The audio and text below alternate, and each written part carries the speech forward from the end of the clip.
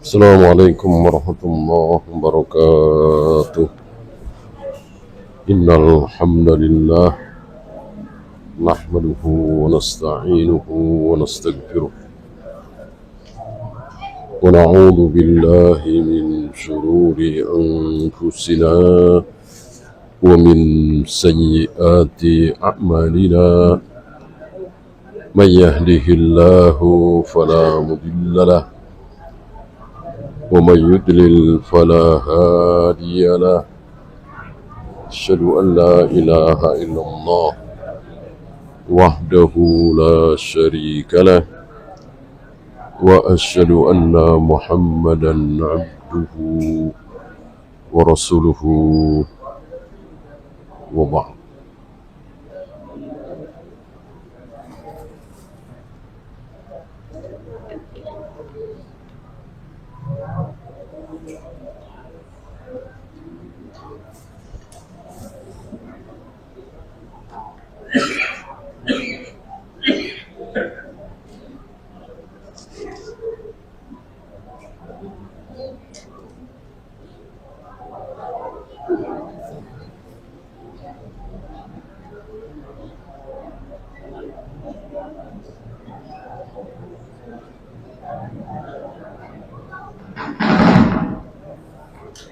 Kita sampai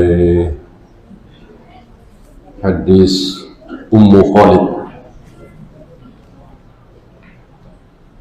Beliau membawakan hadis ini dalam rangka menjelaskan betapa banyak orang yang berdalil pakai ayat, pakai hadis, hadisnya sahih, tapi salah.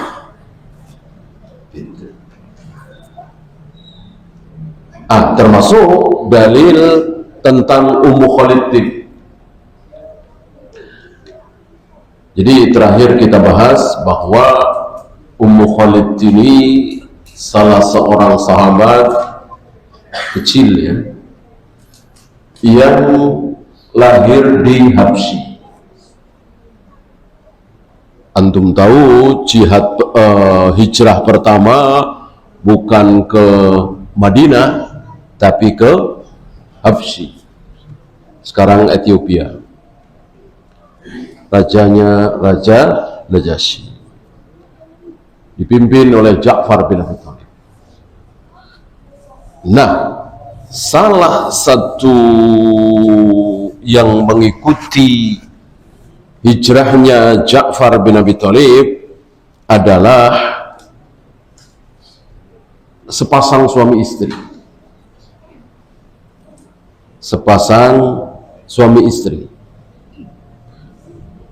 Nah, suami istri ini sampai di Habsyi melahirkan anak. Dan anak ini entah namanya siapa, tapi terkenal dengan kunyahnya Ummu Khalid. Ummu Khalid berarti dari zaman Nabi mula anak kecil berkunyah. Ummu Khalid kan kunyah, gitu ya. Sama dengan Abu Umayyah. Oleh karena itu, kalau antum masih bujang, kok berkunyah, ini nggak masalah. Belum punya anak, bahkan belum nikah, tapi berkunyah, nggak masalah. Ini salah satunya Ummu Khalid. Kalau laki-laki, anak kecil siapa? Kita juga pernah bahas Abu Umayyah. Abu Umayyah. Nah, Ummu Khalid ini lahir di Habsyi, Ethiopia. Setelah Rasulullah menang, kaum muslimin menang, menguasai Madinah dan Mekah, setelah Futuh Mekah, rombongan, bahkan sepertinya belum Futuh Mekah ya, tapi sudah nampak kemenangan kaum muslimin. Maka rombongan hijrah pertama ke Habsyi ini pulang ke Madinah,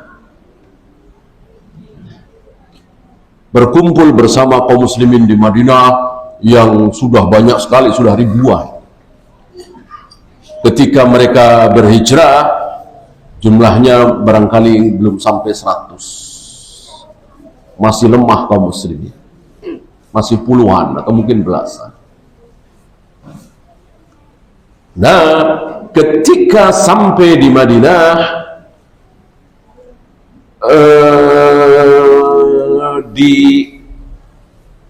mereka menghadap Nabi SAW. Disitulah Nabi pertama kali melihat Ummu Khalid. Tentu Nabi ingat, kenal, tahu ayah ibunya. Waktu berangkat ke sana belum punya anak ini. Anak ini mungkin sekitar 3 tahun, 4 tahun ya. Dipegang kepalanya, dielus kepalanya, dan beliau mengatakan, man tarawna aksu hadhihi. Beliau membawa satu pakaian khomisah sauda yang berwarna hitam. Beliau bertanya, man tarawna aksu hadhihi, menurut kalian siapa yang pantas aku beri pakaian ini? Fasakatal qaum, semuanya diam. Faqala Rasulullah sallallahu alaihi wasallam, u'tuni bi ummi Khalid, bawa kemari Ummu Khalid. Setelah dihadapkan kepada beliau, didekatkan kepada beliau, beliau memakaikan itu pakaian yang atau kain yang ada di tangan beliau, dipakaikan ke anak kecil Ummu Khalid ini. Bahkan Ummu Khalid meriwayatkan sendiri, fa'utiya bi fa'albasaniha biyadihi. Aku dihadapkan kepada beliau dan beliau sendiri yang memakaikan pakaian itu kepadaku dengan tangan beliau, sambil beliau mengatakan, abli wa akhliki, pakailah dan teruslah pakai sampai rusak, sampai sudah nggak bisa dipakai lagi. Artinya sering-seringlah dipakai. Nah, sampai di sini jelas bahwa Nabi memakaikan pakaian kepada anak kecil, dan sepertinya ini satu-satunya riwayat. Artinya Nabi tidak pernah memakaikan pakaian kepada Abu Bakar, kepada Umar, kepada Utsman, kepada seseorang yang baru saja masuk Islam. Ini memakaikan kepada anak kecil. Disinilah kesalahan Muhammad bin Thohir menyimpulkan bahwa babus sunnati fi labsil kharakati min yadis syekh, bab tentang sunnahnya seorang syekh memakaikan pakaian kepada muridnya, jamaahnya. Itu pun ditambah dengan pakaian compang-camping, kharakah, pakaian yang banyak tambalannya. Tentu tidak ada riwayat ini ya. Ini yang saya maksud, banyak orang pakai ayat, pakai hadis, tapi salah. Pakai dalil tapi salah. Di antaranya ini jelas ini pakai dalil tapi salah.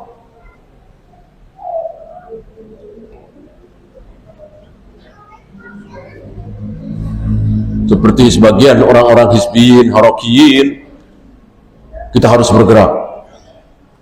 Jangan biarkan pemimpin kita zalim seperti ini. Jangan biarkan penguasa kita berbuat curang. Jangan biarkan pemimpin-pemimpin kita korup. Kita harus bergerak ke jalanan dan seterusnya. Dalilnya, innallaha la yughayyiru ma biqaumin hatta yughayyiru bi anfusihim. Sungguh Allah tidak akan merubah nasib satu kaum kecuali kaum itu sendiri yang merubah diri mereka sendiri. Maka tidak bisa kita diam saja.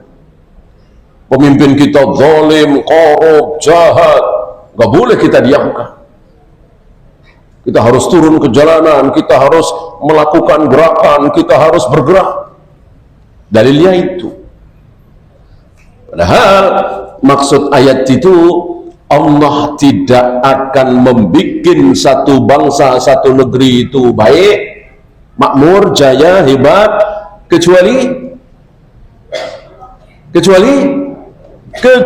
rakyatnya bi anfusihim. Rakyatnya merubah diri mereka sendiri. Maksud ayat itu seperti itu. Bukan seperti yang disimpulkan oleh orang-orang hizbiyin, harokiyin. Kita ganti pemimpin kita, kita ganti presiden kita ganti khalifah kita, Amirul Mukminin, supaya menjadi baik. Padahal menurut ayat itu yang harus diganti bukan pemimpinnya, bukan presidennya, bukan rajanya, tapi rakyatnya.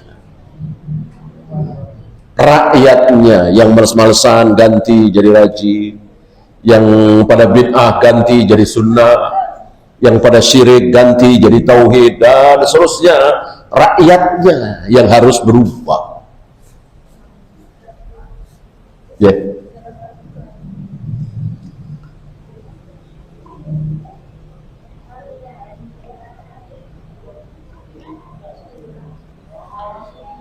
Begitu pula saudara-saudara kita yang mengatakan tidak mungkin Allah punya wajah, tidak mungkin Allah punya tangan, tidak mungkin Allah punya jari, tidak mungkin Allah berada di satu tempat. Kenapa? Laisa kamitslihi syai'. Tidak ada satupun yang semisal dengan Allah, mirip-mirip dengan Allah. Kalau Allah punya tangan, kalau punya wajah, punya jari, sama dong dengan kita. Nah, maka nggak mungkin Allah punya tangan, nggak mungkin Allah punya wajah, nggak mungkin Allah punya jari, nggak mungkin Allah turun ke langit dunia, dan seterusnya. Maka ayat-ayat itu, hadis-hadis itu yang menerangkan tentang tangan Allah, wajah Allah, jari Allah, mata Allah, harus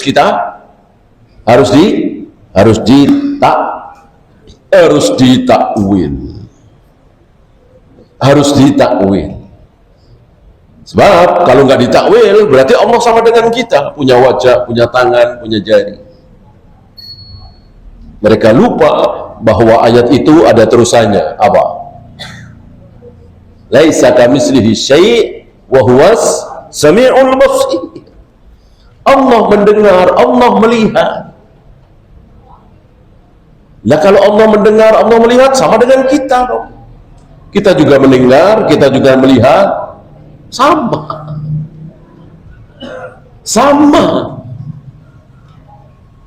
Rata-rata kita, mayoritas kita melihat dan mendengar.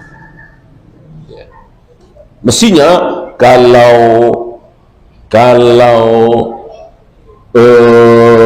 betul-betul tidak mungkin Allah sama dengan kita dalam hal apapun, terusannya dengan jangan wa huwas sami'ul alim, wa huwas sami'ul basir. Jangan. Orang rata-rata kita sami dan basir. Terusannya misalnya tidak ada satupun yang sama dengan Allah. Allah memiliki surga dan neraka. Begitu misalnya. Kan nggak ada yang punya surga dan neraka. Ya. Tidak ada satupun yang sama dengan Allah. Allah mengetahui apa yang ada di dasar lautan, misalnya. Enggak ada dari kita yang mengetahui apa yang ada di dasar lautan, di dalam bumi. Mestinya begitu. Kenapa Allah meneruskan dengan sesuatu yang sesuatu itu semua ada pada diri kita semua, yaitu melihat dan mendengar. Ini menunjukkan apa? Bahwa yang tidak sama adalah hakikatnya. Adapun sama-sama melihat, sama-sama mendengar, sama-sama hidup, sama-sama tahu, sama-sama punya tangan, sama-sama punya jari, sama-sama punya wajah, sama. Yang tidak sama, pendengaran Allah dengan pendengaran kita tidak sama. Penglihatan kita dengan penglihatan Allah tidak sama. Tangan kita dengan tangan Allah tidak sama. Wajah kita dengan wajah Allah tidak sama, dan seterusnya. Dan tidak samanya itu betul-betul tidak sama. Nggak ada mirip-mirip. Kalau tangan kita dengan tangan tangan kera misalnya kan, masih ada mirip-miripnya, bisa megang, bisa ngelempar gitu ya, masih ada ya sedikit mirip-miripnya. Adapun tangan Allah dengan tangan itu nggak ada mirip-miripnya ya, nggak ada mirip-miripnya sama sekali.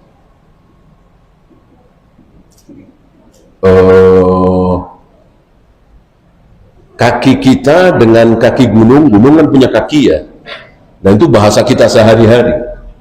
Kaki gunung Semeru, kaki gunung Sindoro, kaki gunung Himalaya misalnya, itu kan bahasa kita sehari-hari. Nah, kita tahu antara kaki kita dengan kaki gunung gak ada mirip-miripnya.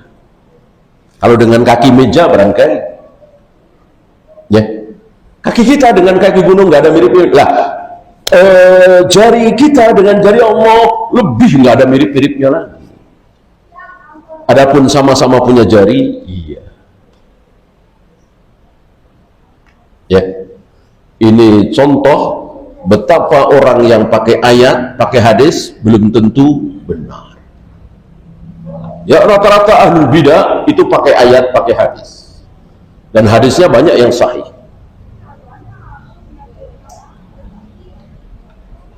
Zikir berjamaah setelah salam, salat berjamaah, salam, kemudian astagfirullah, astagfirullah, Allahumma antas salam, subhanallah, subhanallah, bareng-bareng, rame-rame.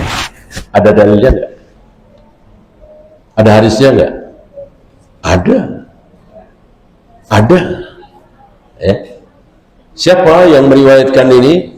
Bukhari, Muslim, dan seterusnya. Dari siapa? Ibnu Abbas. Dari Ibnu Abbas. Apa kata Ibnu Abbas? Kuntu a'lam. Dulu aku tahu. Salat berjamaah sudah selesai, Rasul dan para sahabat selesai salat berjamaah, aku tahunya apa? Mendengar mereka beristighfar, bertasbih, Waktu itu Ibnu Abbas tidak sholat. Ibnu Abbas tidak sholat. Ya kadang sholat, kadang tidak. Mereka masih kecil. Ibnu Abbas itu ketika Nabi wafat, umurnya sekitar 10 tahun. Berarti waktu itu ya mungkin 6 tahun, 5 tahun, kan belum wajib sholat. Kadang ikut pernah juga berlarian di depan jamaah gitu. Jamaah sedang sholat dan tidak ada yang melarang, karena itu boleh. Yang tidak boleh sholat sendirian atau imam. Kata Ibnu Abbas, aku tidak sholat berjamaah, tapi aku tahu mereka sholat berjamaah itu dulu kalau apa?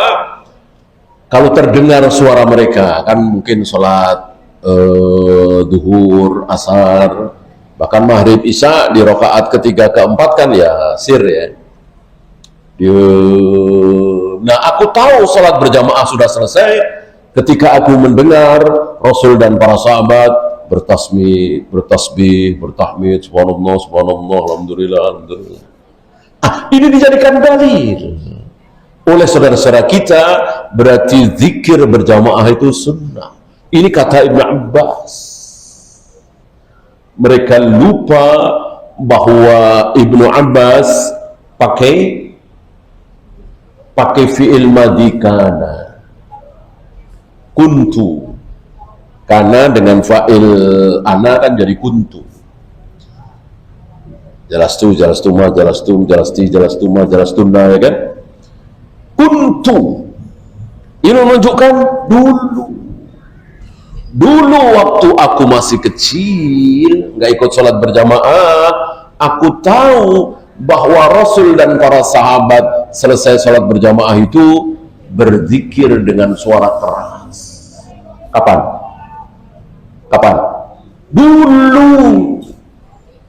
Dulu awal-awal diwajibkannya sholat berjamaah. Kenapa Nabi mengeraskan untuk mengajarkan kepada para sahabat zikir berjamaah itu yang dibaca ini. Karena antum tahu Rasulullah mengajarkan ibadah itu sambil ibadah, sambil praktek. Beliau mengajarkan wudu, ya betul-betul beliau wudu, bukan teori. Maka antum ingat bagaimana Nabi sengaja sholat, mengimami sholat di atas mimbar, ya, anak mimbar yang tertinggi.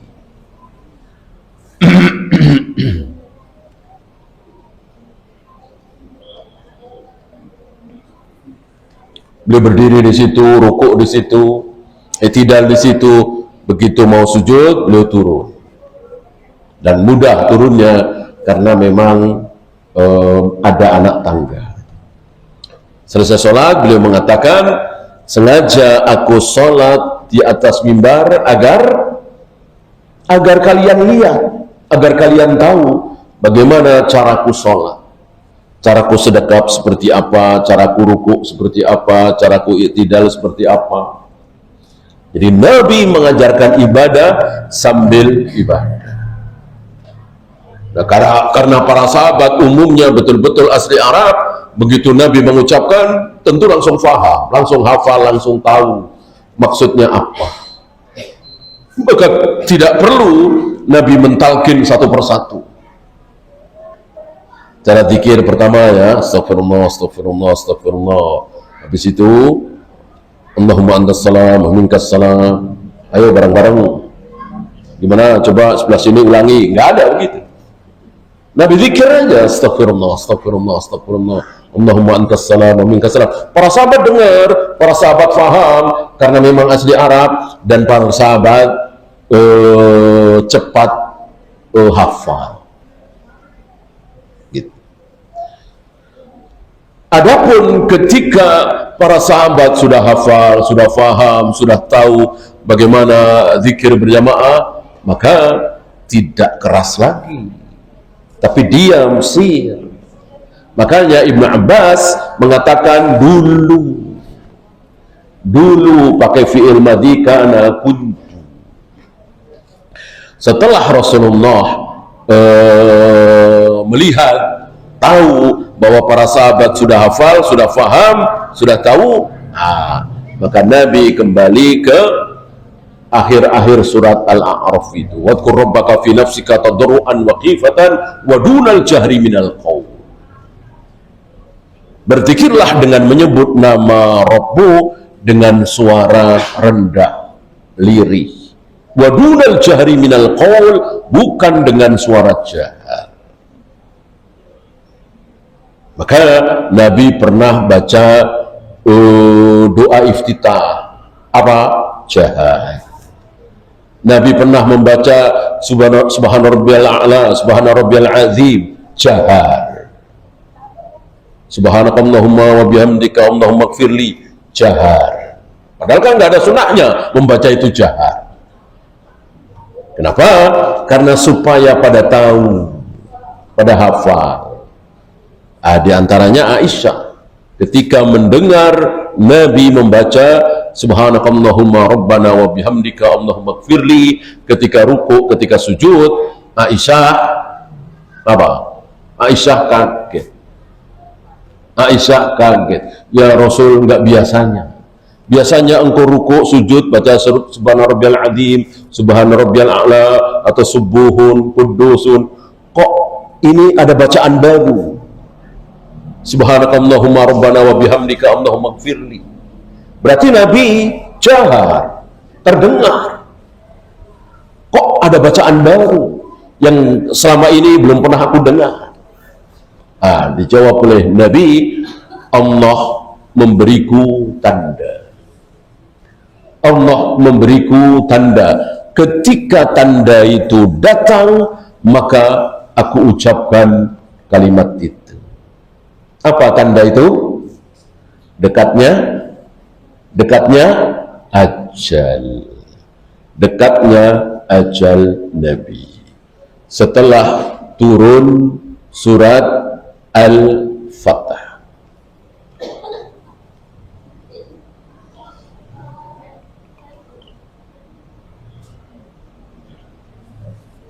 Dan masih banyak lagi saudara-saudara kita yang pakai ayat, pakai hadis, tapi salah.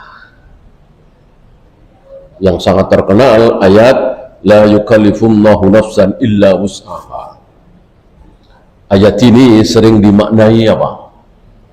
Bahkan seorang ustadz yang sangat terkenal di negeri kita nggak paham ayat ini. Beliau mengatakan la yukallifullahu nafsan illa usaha, maksudnya Allah tidak akan menguji seseorang dengan ujian di luar kemampuannya. Artinya kalau Allah tahu saya diuji dengan harta nggak sanggup, nggak mungkin Allah menguji saya dengan harta. Seandainya Allah tahu saya diuji dengan jabatan nggak sanggup, akan korupsi, akan dolim, nanti jadi lupa sholat, lupa ngaji, Allah tidak akan menguji kita, menguji saya dengan jabatan. Kalau Allah tahu saya tidak kuat diuji dengan wanita, maka Allah tidak akan menguji saya dengan wanita. Jadi kalau Allah menguji kita dengan ujian kemiskinan misalnya, sakit misalnya, pasti Allah tahu kita kuat menghadapinya. Betul? Betul? Kesimpulan ini betul? Menyimpulkan la yukallifullahu nafsan illa usaha, betul? Kalau betul, nggak ada orang salah. Kalau betul kesimpulan itu, nggak ada orang berbuat dosa. Ya, nggak muslim aja lah, kita muslim ya. Taruhlah mereka yang dimaksud oleh Ustadz ini muslim. Kalau begitu nggak ada seorang muslim yang korupsi. Karena sebelum dia korupsi jadi pejabat kan Allah udah tahu. Ini kalau jadi pejabat nggak akan kuat, pasti korupsi. Maka aku nggak jadikan dia pejabat. Kalau Allah mentakdirkan saya jadi pejabat, maka Allah tahu kalau saya nggak mungkin jadi pejabat korupsi. Betulkah kesimpulan ini? Salah besar. Salah besar. Dan tidak sesuai dengan kenyataan. Ribuan kaum muslimin yang tadinya jujur, tidak korupsi, kapan? Waktu jadi pegawai rendahan, waktu masih jadi staf biasa, begitu kepala bagian, kepala seksi, kepala unit, tanda tangannya sangat dinanti-nanti,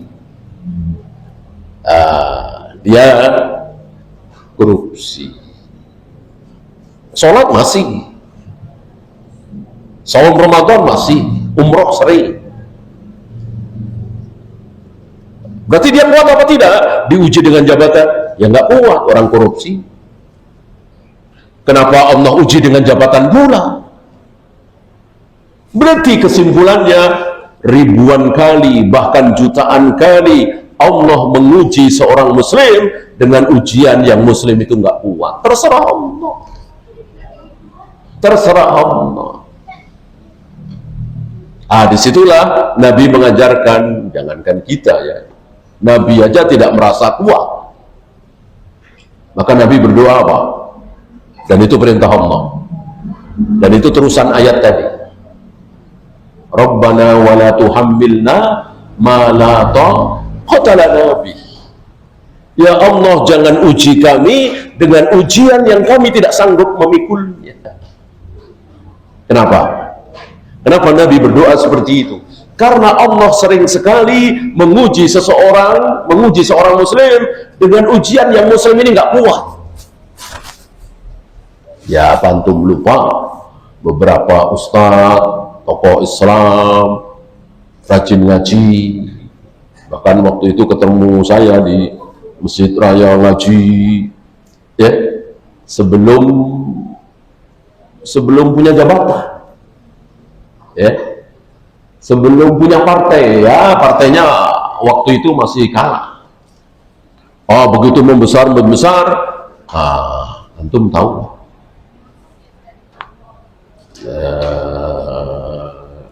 kesandung apa itu? Partai kesandung sapi, ya kan? Tentang sapi itu kan? Apa Allah nggak tahu kalau ustadz ini nggak akan kuat diuji dengan jabatan? Tentu Allah tahu, dan Allah nggak peduli. Allah uji kaum muslimin dengan ujian yang kaum muslimin itu nggak kuat. Maka jangan sombong. Saya sedang diuji oleh Allah dengan jabatan ini. Pasti Allah sudah tahu saya akan kuat. Sombong. Ya. Nabi saja memohon, ya Allah, jangan uji kami dengan ujian yang kami tidak sanggup memikul. Ya. Kalau tidak mungkin Allah menguji seseorang dengan ujian yang orang itu nggak kuat, nggak mungkin ada doa itu, doa percuma. Masa Rasulullah mengajarkan doa percuma? Ya. Apa mungkin Allah mengajarkan doa, berdoalah kepada Allah, ya Allah, jangan jadikan aku seorang nabi, ya Allah. Ya Allah, jangan jadikan aku seorang nabi. Ini doa percuma. Ya nggak mungkin lah.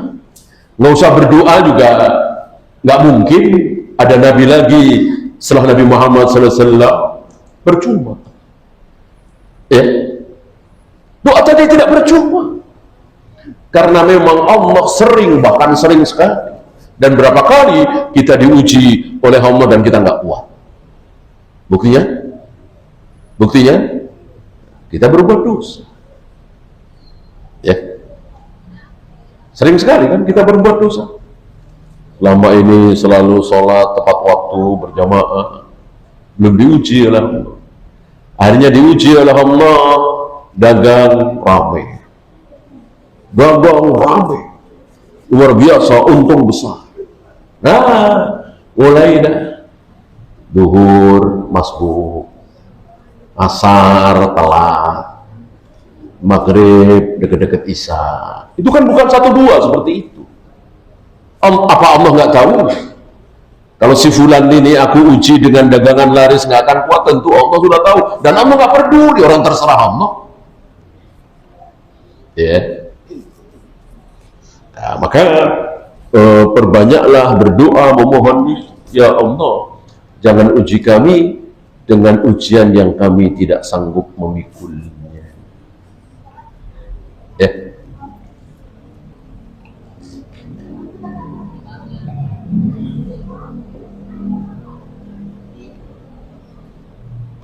Bahkan ini yang paling konyol ya, yang istilahnya jauh panggang dari api. Menyimpulkan bahwa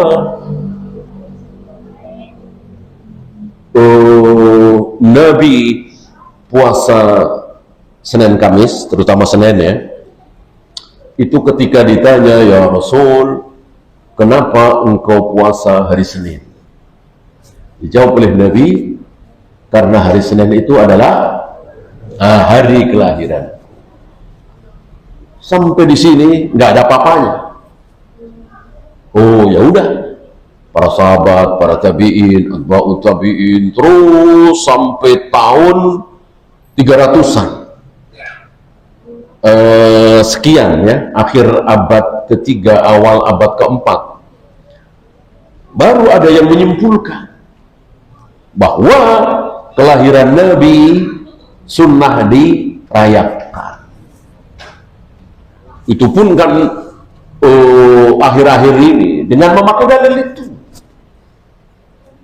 Ya. Dalil itu jelas benar, jelas sahih.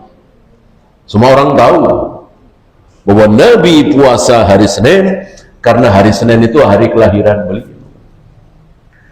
Tapi menyimpulkan bahwa kelahiran Nabi harus kita peringati. Ini kesimpulan yang tadi jauh panggang dari yang, yaitu kan hari Senin. Apa hubungannya dengan 12 Rabiul Awal? Disimpulkan Nabi, walaupun kesimpulan ini kan masih meraba-raba ya. Nabi lahir 12 Rabiul Awal. Ini kan masih perdebatan di antara para ulama. Ya karena memang ketika beliau wafat belum ada yang tahu bahwa beliau ini, bayi ini akan menjadi manusia termulia, nabi terakhir, rasul terakhir, dan seterusnya, kan belum ada yang tahu. Gitu. Bahkan yang sudah tahu dan tercatat nggak ada perselisihan 12 Rabiul Awal adalah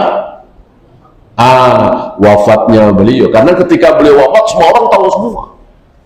Beliau manusia termulia, beliau manusia satu-satunya yang berhak membuka pintu surga, beliau manusia satu-satunya yang syafaatul udma diterima oleh Allah, dan seterusnya dan seterusnya. Maka hari wafatnya beliau diingat-ingat, ditandai. Nah, manusia paling besar, paling mulia, yaitu 12 Rabiul Awal. Adapun lahirnya berselisih para ulama sirah, ulama sejarah. Ya. Lalu apa hubungannya dengan hari Senin beliau puasa? Tentu nggak ada hubungan, tapi dihubung-hubungkan. Dalilnya benar, dalilnya sahih, tapi istidlalnya salah. Para ulama sering mengistilahkan ni'mat dalil wa bi'sal istidlal. Dalilnya bagus, hebat, sahih, tapi kesimpulannya, istidlalnya salah. Itu ada. Jangan sampai kita bernasib seperti Muhammad bin Thohir. Bisa-bisanya Rasulullah memakaikan pakaian kepada Ummu Khalid binti Khalid, disimpulkan bahwa sunnah seorang syekh memakaikan pakaian kepada jamaah, jauh panggang dari api. Ya, sebagaimana saudara-saudara kita banyak yang salah seperti itu.